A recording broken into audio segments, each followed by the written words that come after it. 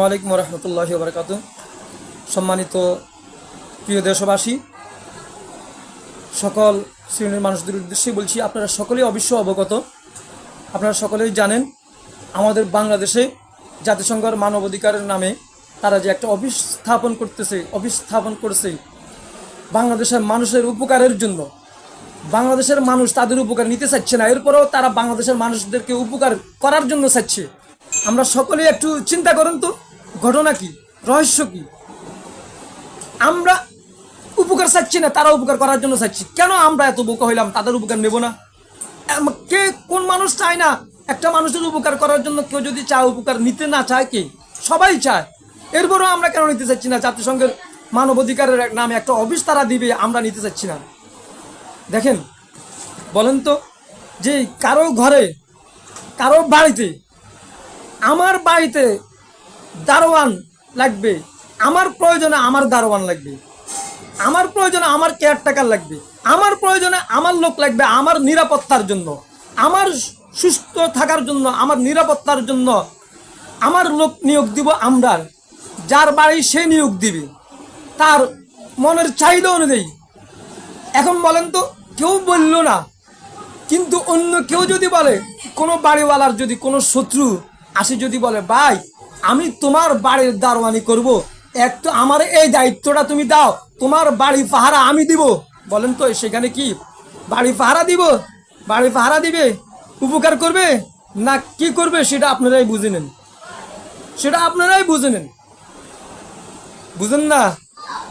আমেরিকার জাতিসংঘ মানবাধিকার, তারা মানবাধিকারের নামে আমাদের ভারতে মুসলমানদের উপর কত নির্যাতন হয়, সেখানে মানবাধিকার তারা দেখাতে যায় না। এরপরে ফিলিস্তিনে মুসলমান কত হাজার হাজার মানুষ মারা যাচ্ছে, সেখানে মানবাধিকার দেখাতে দিচ্ছে না তারা।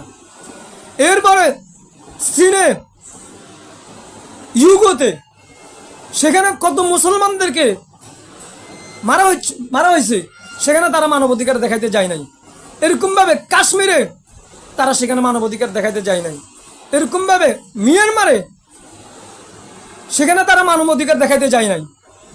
এরকমভাবে বিশ্বের আরো অনেক দেশে, মুসলিম দেশে, যেখানে মুসলমানদেরকে নির্যাতন করা হচ্ছে, যেখানে মুসলমানদের রক্ত নিয়ে টকবক রক্তর হুলি খেলা খেলতেছে, যেখানে মুসলমানদের জীবন নাশ করতেছে, তাদের জীবন চলার কোনো অবস্থা নাই, যুদ্ধ বিধ্বস্ত মুসলিম দেশগুলোর মধ্যে তারা মানবাধিকার দেখাতে পারে না।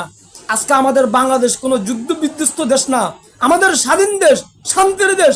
5 আগস্টের বিপ্লবের পর আমরা এখন শান্তিতে আছি।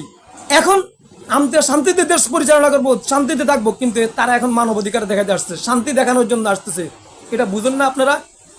কারো বাড়িতে কেউ যদি শত্রু যদি দারোয়ানি করার জন্য আসে, পাহারা দিবে, একটু শান্তি দেওয়ার জন্য আসে, উপকার করার জন্য আসে, উপকার করবে, ভাই তোর বাড়ি আমি পাহারা দিব, তোর বাড়িতে ডাকাত আসবে না, তোর বাড়িতে আমি সুন্দরভাবে পাহারা দিব, দেখাশোনা করব, আমি দেখভাল করব, আমার দায়িত্ব। তো তোর শত্রুতে তার বাড়িটা কি করবে?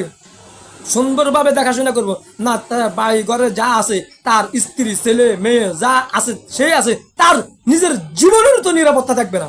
শত্রুকে যদি বাড়ির দারোয়ানি দায়িত্ব দেওয়া হয়, তার কেয়ারটেকার দায়িত্ব দেওয়া যদি হয় শত্রুকে, যে পরিস্থিতি হয় বাড়ির, তদ্রূপ আমাদের বাংলাদেশেও ওই জাতিসংঘের মানবাধিকার নামে যে অধিকার তারা স্থাপন করতে চাচ্ছে, এটাও কি আমাদের নিজের ওই বাড়ির অবস্থাই হবে? এই জন্য আমি সকল জাতিকে সতর্ক